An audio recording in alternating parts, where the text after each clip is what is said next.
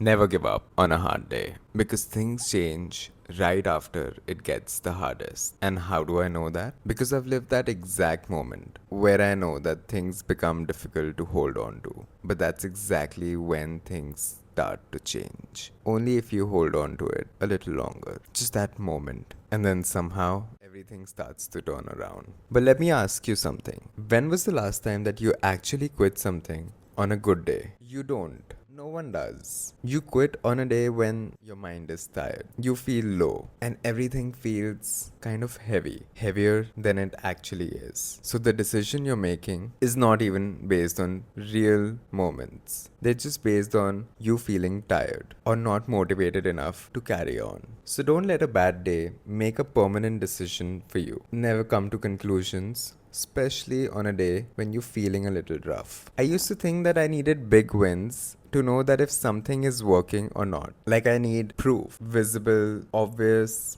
undeniable proofs. But the truth is that the biggest shift in my life, or biggest mindset shifts in my life, never came from the days when I was feeling the greatest. They came from those small mountain peaks where I just didn't give up, where I held on to it and backed myself up. That's the moment when I started feeling like I can give confidence to myself without the need of anybody else. And all I did was just that I did not quit without looking for anyone's validation or permission. I just did what I wanted to do, which is to support myself and kept going. And weirdly, that was enough to keep myself going and to believe in myself just for another mile. Because all you have to do is just gather the courage to go another mile. You don't have to be ready to take on a 500-kilometer journey. Well, all you need to do is travel 10 kilometers in a day. So just focus on those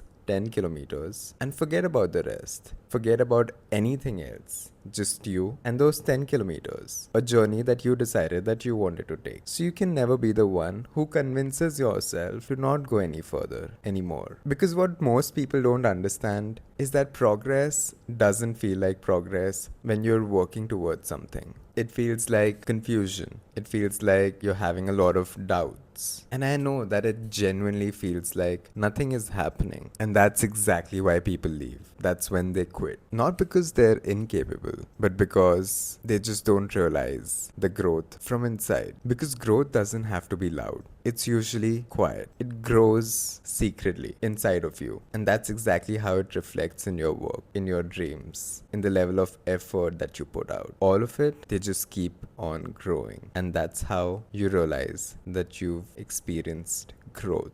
Not in a moment, but over a period of time. But here's what I have noticed. And this is the part that changed everything for me. Right before things start getting better, they start feeling like they're the worst. It feels like you're wasting your time. And then the doubts, they start to crawl in. And then you start asking and observing that nothing is working. But that phase, that's actually the setup. What if the only difference between someone who makes it versus someone who does not is just someone's capacity to sit in an uncomfortable position in a room for long enough without giving up or without losing belief? Because belief is weird. It doesn't grow when things are easy. It grows when you usually have nothing to hold on to, but you still do it. That's when it becomes real. That's when it becomes a part of your story. And that's when it becomes yours. And once something becomes yours from inside of you, like you start feeling it, just because you've held on to it long enough, just because you've trusted in it more than the universe could give you a chance for, is exactly when you start owning it up. And once you own it up, things just start to improve. It's like everyone steps aside and then there's no one to stop you. It's you and your effort towards whatever you're trying to do in life. That effort starts to materialize and you start seeing changes. And you just need to see change once. And that's gonna be more than enough to get you hooked on to growth. And once you're hooked on to growth, it just feels like you've found the ladder and you know how to step up the game. And as and when you start stepping up, you start realizing that the growth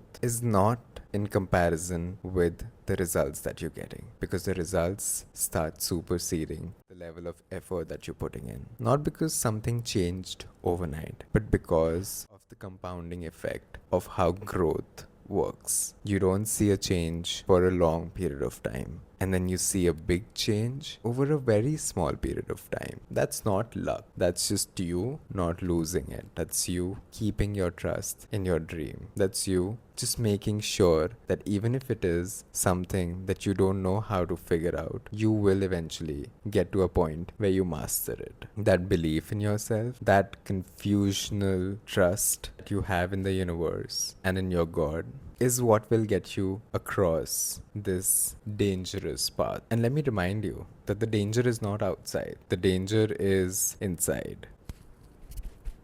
Right there. There's a person sitting right there inside your head telling you that you should probably give up now. And it's just that person messing with your head. Because in reality, everyone in the universe knows that things change right after it gets the toughest to even hold on to. You know how food is cooked when it's the hottest? So don't give up when things start to heat up, because you're just getting ready for the most delicious meal of your life. So hold on to it and keep cooking. And I'm gonna see you on the other side. Until then, take care. Peace out.